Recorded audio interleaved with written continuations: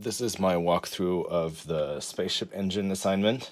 How I have this set up for demonstration purposes is I have my Soundcaster right here. I have the vehicle RPM and velocity mapped to this XY pad that you can see right next to me. So you can see the x-axis is RPM, and then velocity is on our y-axis. I also have them mirrored right here, so RPM, bottom dial, velocity right here, engine load, and then vehicle health is the top dial right there. And then how the project is set up is I, of course, stuck with the 3 events. So engine on, off, and the crash.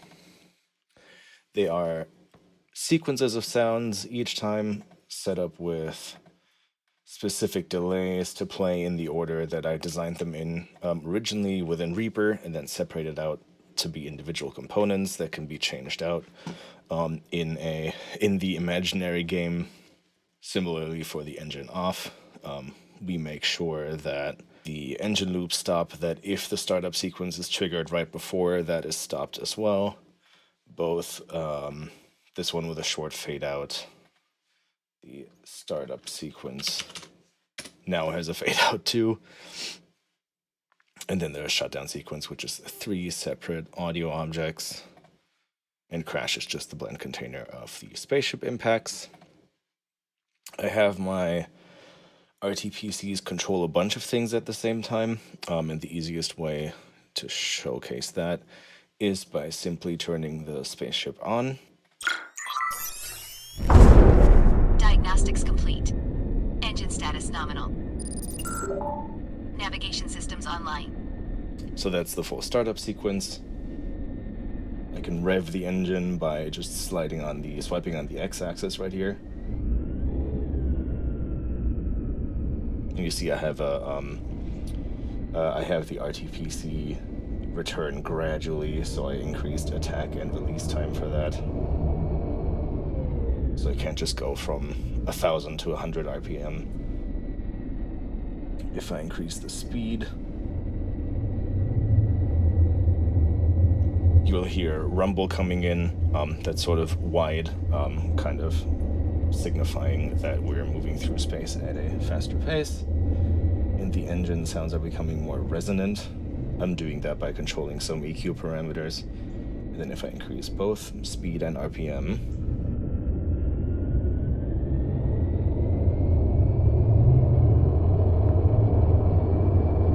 you'll hear that instead of just increasing pitch on a steady engine loop, I'm increasing pitch to different amounts on the different fundamental frequencies here, and I am also utilizing a blend container for one of those where instead of pitch shifting, I'm frequency shifting different RPM ranges. So if I increase the load now as well,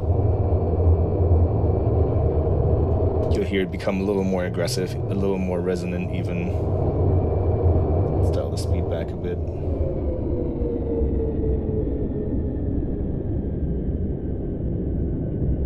Yeah, it just becomes a little more rumbly, a little more resonant there. If I dial back the health, let me set this to a middle value here. If I dial down the health, I'm using 2 random LFOs to slightly modulate volume and pitch of the different engine fundamentals to make it appear like they're not consistently getting fuel as efficiently. And right about here, you hear some rumbling coming in around the 20 to 18 health mark.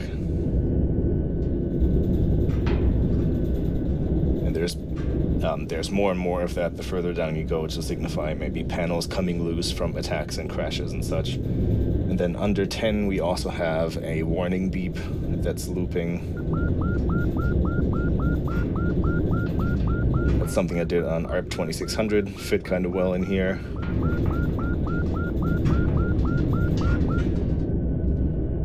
But say we're sort of at a decent speed, and then we're shutting our engine off.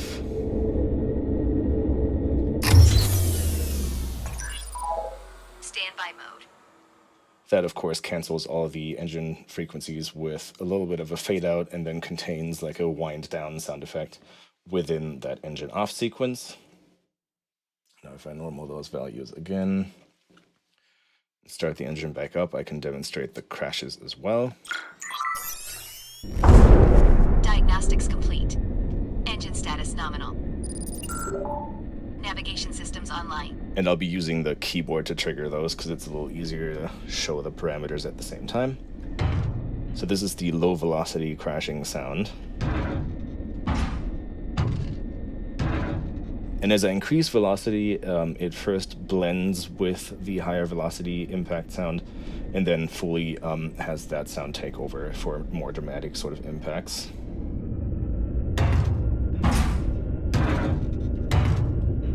We're getting faster.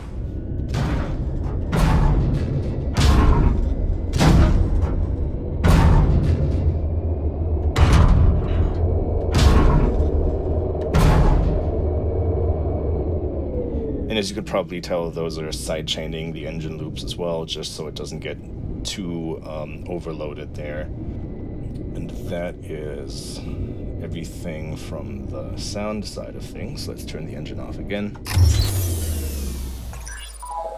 Standby mode. And then quickly going through how the engine itself is set up. Fundamental C is a blend container. And I'll play that back right here. That has 3 frequency shifted variations of a sort of bass engine loop.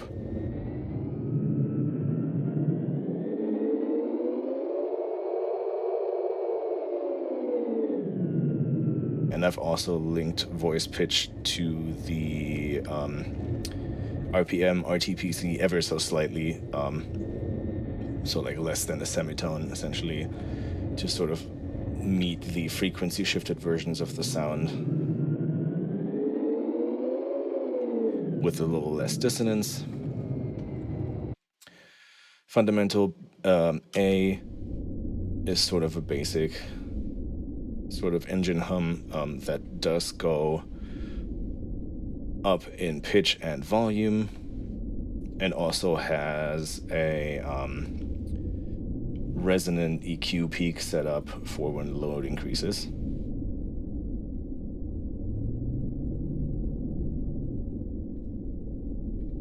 Fundamental B is not audible at lower RPM, kicks in at about the 200 value, and then shifts in pitch as well. And then velocity also brings in some mid-range growl.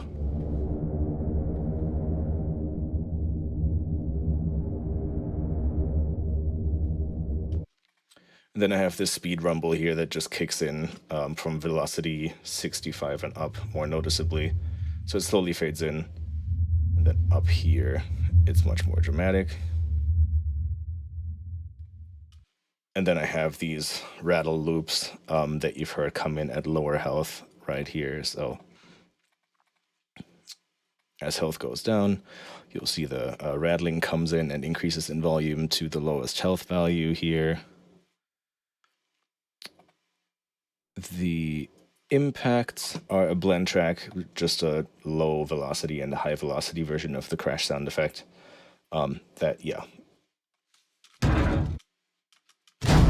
Just blend into each other. And then the high velocity one takes over.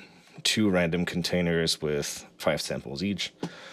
Some slight variations in volume and pitch, and then also a little bit of a low pass filter for the really low speed impacts to make them sound a little less significant at lower speeds. The startup sequence consists out of the ignition, 2 UI sound, and 3 vocal samples. So that's UI number 1, ignition. UI number 2, signifying that navigation is online. and then the 3 Soundly voice designer samples right here. Diagnostics complete. Engine status nominal. Navigation systems online.